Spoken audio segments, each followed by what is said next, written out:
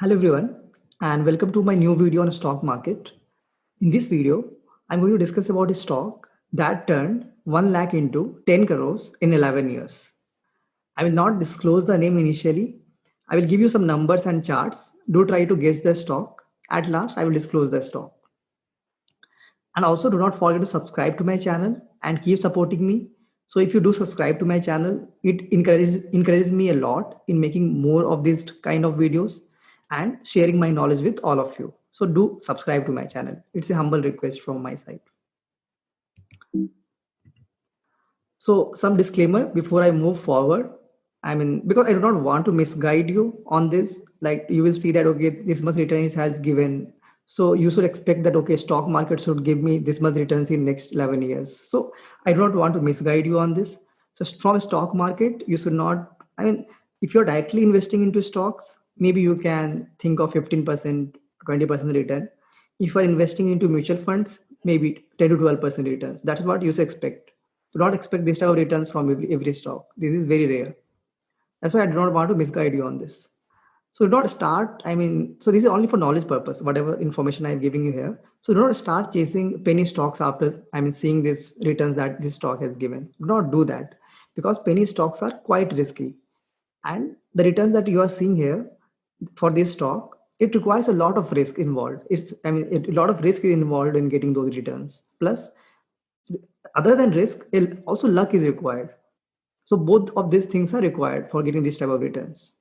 So for me, I do take such risk. I mean, very high risk, and maybe luck, I mean, favors me in the future. That's the other thing.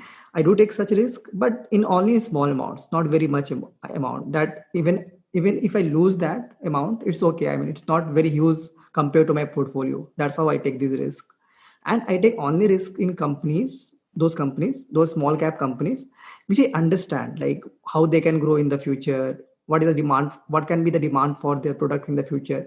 When I understand all of this, then only I invest in these companies. So this stock, which I am talking about, which gives such huge returns, actually crashed 70% in 2008 crash. So in 2008, when the Indian stock market crashed by 60%, this stock crashed by 70%.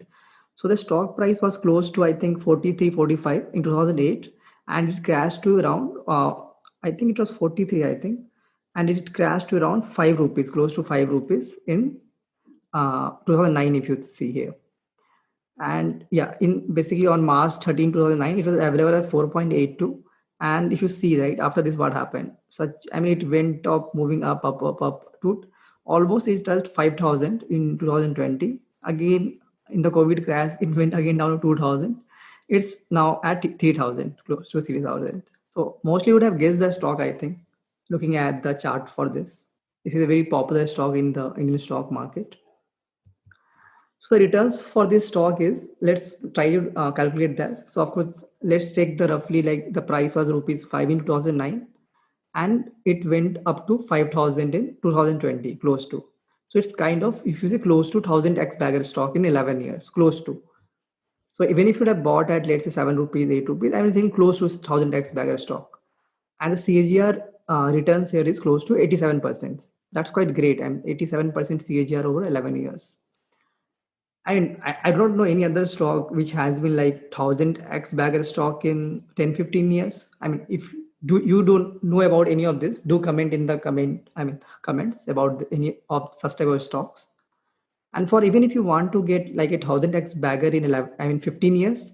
So if you, in 11 years, you need CAGR of 87%, but in 15 years, you need the CAGR of 58%. That's also quite high. In 15 years. It's not easy for any stocks to make such type of returns. And also, if you do think that there are many future candidates like this, do comment in the comment section so that I also do know about those. So let's see at some of the numbers here. So it's not that, okay, this stock just gave this much returns. Of course, its sales and profits also reflected that. In 10 years, if you see, its profit sales has increased by 40%. And it's been like sales growth has been close to 30% in last 3 to 5 years. Profit growth was 60% in last 10 years, and it's close to 40% in last 5 and 3 years. Even return to equity, if you see, Initially, it was in single digits, like 2%, 3%. Now it's close to 22% now in 2019. So their numbers have also improved over the long term. That's why it has become such a huge multi-bagger stock. Of course, the name now, I think most of you have guessed this name, is Bajaj Finance. It's a Bajaj Group company. It's an NBFC company, so non-banking finance companies. It provides loans and also like retail loans, housing loans, everything. Its price to book ratio is 5.59, and the ratio, I mean, price to book ratio for HDFC Bank is 3.38. So the valuation basically that this stock, Bajaj Finance commands, is more than, I mean, HDFC Bank. The reason is that, I mean, why Bajaj Finance gets more premium value than HDFC Bank? That's because the growth rate for Bajaj Finance is around close to 35 to 40%. And for the same for the HDFC Bank, it's close to 20 to 25%. So mostly higher the growth rate, higher the premium the company gets. So that's why Bajaj Finance gets more premium than HDFC Bank. And also it's doubling its profit every 2 years, right? I mean, that's quite fast. I mean, doubling profits every 2 years. But the issue is that now the profits have like increased a lot. I mean, I think the profits is close to 5,000 maybe crores now. See, increasing from 100 to 200 is easy. From 200 to 400 maybe easy. But going from 5,000 to 10,000 profits or 10,000 to 20,000 crore profits, it becomes stumps. Normally, companies do slow down in this. I mean, once the profits, I mean, when once the profits are quite huge, company do slow down on the growth rate mostly. That happens. So I'm not invested in this stock.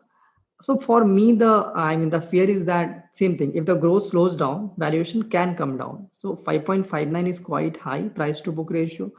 But I mean, I think there is some risk, of course, involved here. I told you, you have to take more risk if you want to gain more. For me, I have not taken that much risk. I am invested in the market leader in the NBFC space, that is HDFC. The one thing is that I do not understand, I do not have very good amount of knowledge about NBFC.